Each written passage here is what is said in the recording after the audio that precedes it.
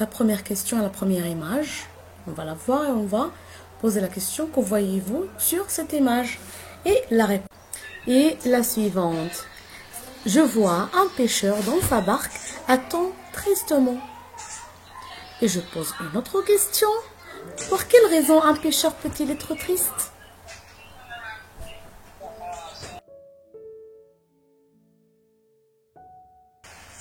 Je passe à la photo numéro 2 et je pose la question.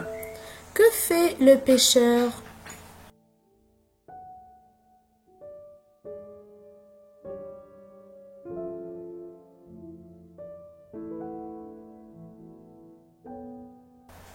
La réponse est la suivante. Il prend un gros poisson dans son filet. On voit un grand poisson qui est dans le filet du pêcheur. Et je pose une autre question. Que va-t-il en faire? Que va-t-il en faire?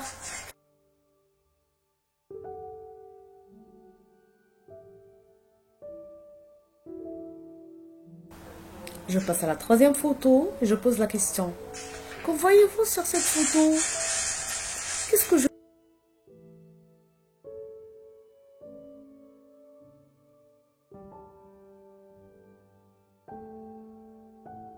Accroché à une tortue et entouré de poissons, il plonge vers les profondeurs. C'est Urashima, bien sûr. Alors, où va-t-il? Où va-t-il? Conte Urashima. Il était une fois, il y a longtemps, un jeune pêcheur, Urashima, qui vivait sur une île merveilleuse du pays du soleil levant. Tous les jours, il ramait au loin sa barque et chantait doucement pour attirer les plus beaux poissons dans ses filets. Pourtant, un jour, il ne trouva plus un poisson. Le lendemain, il partit de nouveau de bonne heure. Soudain, un éclair jaillit de la mer et son filet s'enfonça si brusquement que sa barque manqua de chavirer. Un poisson se débattait dans son filet. Un énorme poisson aux écailles d'argent. Ses écailles de perles étincelaient et une couronne dorée brillait sur sa tête. Mais le poisson avait un regard tellement triste que le jeune Urashima, ému aux larmes et pris de pitié, le rejeta à la mer. Autour de généreux pêcheurs, la mer était déserte. Seule une grosse tortue nageait près de sa barque. « Bonjour, Urashima, c'est le roi des mers qui m'envoie. Il voudrait te remercier d'avoir rendu la liberté à sa fille, le gros poisson d'argent, et t'invite dans son palais au fond des mers. » Accompagné par la tortue, escorté par des requins, Urashima plongea dans la mer qui s'ouvrait devant lui. Il nagea longtemps, quand, soudain, une lumière bleue éclaira l'eau et il aperçut la porte toute rouge de corail et décorée de perles de magnifiques palais du roi des mers. Des espadons montaient la garde munis de lanternes d'or où brillaient de petits poissons bleus. Ils leur ouvrirent la belle porte aux gants d'écailles et de diamants. Urashima, c'est du fond du cœur que je te remercie de m'avoir rendu ma fille. Ce palais est le tien.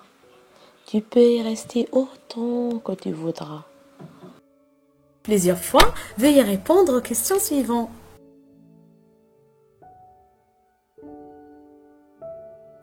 On doit répondre oralement. Quel est le titre de ce conte? Est-ce un mot connu? C'est quoi le pays du soleil levant? Veuillez faire un pause pour répondre.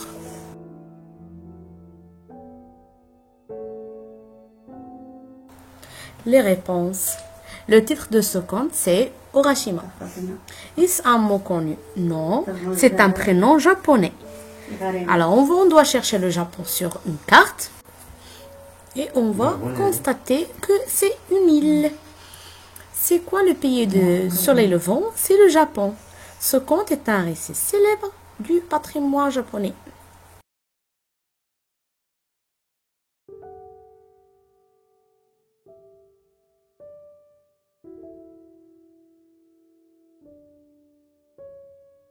Voilà quelques explications de mots difficiles. Jaillir, ça veut dire sortir. Jaillir de la mer, ça veut dire sortir de la mer. Chavirer, se retourner son dessus, dessous, ça veut dire se renverser. Corail, c'est un animal marin de couleur rouge ou blanc. Et voilà, vous l'avez vu sur la photo. Lanterne, ça veut dire une source de lumière comme une lampe. Voilà, elle est sur la photo.